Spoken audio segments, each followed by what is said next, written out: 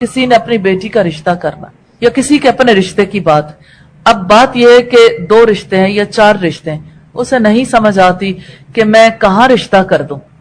استخارہ کر لے، کیونکہ ہم نہیں جانتے خیر کہاں چھپی ہوئی ہے اور اللہ جانتا ہے خیر کہاں چھپی ہوئی ہے۔ تو یہ دعا جو ہے انسان کو مطمئن بھی بہت کرتی ہے۔ اسی طرح سے اگر کسی نے بزنس شروع کرنا ہے، کسی بزنس پارٹنر کے حوالے سے کنفیوژن ہے کہ آیا پارٹنرشپ اختیار کی جائے یا نہ، یعنی تمام اہم کاموں میں اللہ کے رسول صلی اللہ علیہ وسلم استخارے کی تعلیم دیتے تھے جیسے قرآن حکیم کی کوئی سورت سکھاتے تھے۔ سیدنا جابر بن عبداللہ کہتے ہیں کہ رسول اللہ صلی اللہ علیہ وسلم ہمیں تمام کاموں میں استخارے کی تعلیم فرمایا کرتے تھے، اور اس اہتمام کے ساتھ کہ جس طرح ہمیں آپ قرآن حکیم کی کسی سورت کی تعلیم فرماتے تھے۔ آپ فرماتے تھے جب تم میں سے کوئی شخص کسی کام کا قصد کرے تو اسے چاہیے کہ فرض نماز کے علاوہ 2 رکعت نماز پڑھے اور نماز کے بعد کہے، یہ استخارے کی دعا کا ترجمہ ہے، اے اللہ میں تیرا فضل عظیم چاہتا ہوں، بے شک تو قدرت رکھتا ہے اور میں قدرت نہیں رکھتا، اور تو جانتا ہے اور میں نہیں جانتا، تو چھپی باتوں کو جاننے والا ہے۔ اے اللہ اگر تو جانتا ہے کہ یہ کام میرے دین اور دنیا میں اور میرے کام کے آغاز اور انجام میں بہتر ہے تو اس کو میرے لیے مقدر کر دے اور اس کو میرے لیے آسان کر دے، اور اگر تو جانتا ہے کہ یہ کام میرے لیے نقصان دہ ہے، میرے لیے دین میں یا دنیا میں اور میرے کام کے آغاز میں اور انجام میں، تو اس کو مجھ سے علیحدہ کر دے اور مجھ کو اس سے علیحدہ کر دے، اور جہاں کہیں بھلائی ہو وہ میرے لیے مقدر کر دے اور اس سے مجھ کو خوش کر دے۔ اب صلی اللہ علیہ وسلم نے فرمایا اور اپنی حاجت کو اللہ سے عرض کر دے۔ بہت ہی پیاری دعا ہے اور اس پر توجہ کرنے کی ضرورت بھی ہے۔ سب سے پہلے انسان کا یقین ہے یا اللہ تو قدرت رکھتا ہے اور میں قدرت نہیں رکھتی۔ جس کے دل کو یہ یقین ہوتا ہے، زبان جب یہ الفاظ ادا کرتی ہے تو دلی کیفیت فرق ہوتی،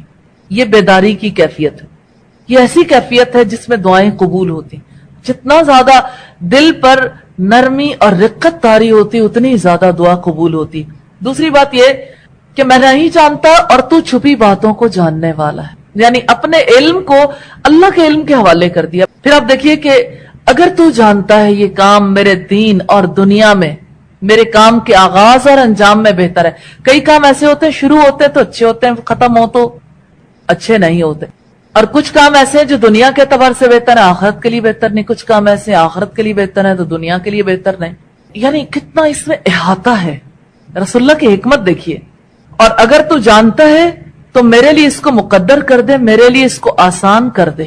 صرف مقدر نہیں آسانی کر دے۔ اور اگر تو جانتا ہے یہ کام میرے لیے نقصان دہ ہے دین اور دنیا میں، کام کے آغاز اور انجام میں، تو مجھے اس سے علیحدہ کر دے۔ اب آپ دیکھیے کئی کام ایسے ہوتے ہیں جو دل کو بہت اچھے لگتے ہیں، اپنے دل کی خواہش کو، اپنے دل کی بات کو اپنے دل سے ہم خود الگ نہیں کر سکتے، یہ نہیں پتا کہ بھلائی ہے یا نہیں، تو اللہ سے کیا دعا ہے کہ مجھے پھر اس سے علیحدہ کر دے اگر یہ میرے لیے اچھا نہیں، اور جہاں کہیں بھی بھلائی ہو وہ میرے لیے مقدر کر دے۔ یعنی میں تو نہیں جانتا لیکن جہاں بھلائی ہے آپ جانتے ہیں، اس کو میرے لیے مقدر کر دے، اور بڑی بات یہ ہے کہ اس سے مجھ کو خوش کر دے،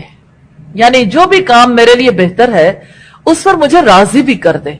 تو اب صلی اللہ علیہ وسلم نے فرمایا اس مقام پر اپنی حاجت اللہ کے سامنے پیش کر دے، اور پیش کرنے کا سبب کیا ہے کہ دل راضی ہو جائے۔ اب دیکھیے ایک انسان کے دل میں جب کھٹک سی رہتی ہے نا، جانے یہ ٹھیک بات ہے یا یہ ٹھیک بات ہے، تردد کی کیفیت اتنی تکلیف دہ ہوتی، استخارے کی وجہ سے تردد ختم ہو جاتا ہے۔ الحمدللہ استخارہ ضرور کرنا چاہیے، مگر نیکی کے کاموں میں استخارہ نہیں ہوتا۔ اگر کوئی یہ کہے کہ میں نوافل رات کے پڑھ لوں یا نہ پڑھوں، یا صدقہ و خیرات کر دوں یا نہ کروں، اس کے لیے استخارہ نہیں ہوتا، کیونکہ وہ ہے ہی خیر۔ استخارہ کا مطلب ہے خیر طلب کرنا، تو جس میں پہلے ہی خیر ہے اس کے لیے استخارہ کرنے کی ضرورت نہیں ہے۔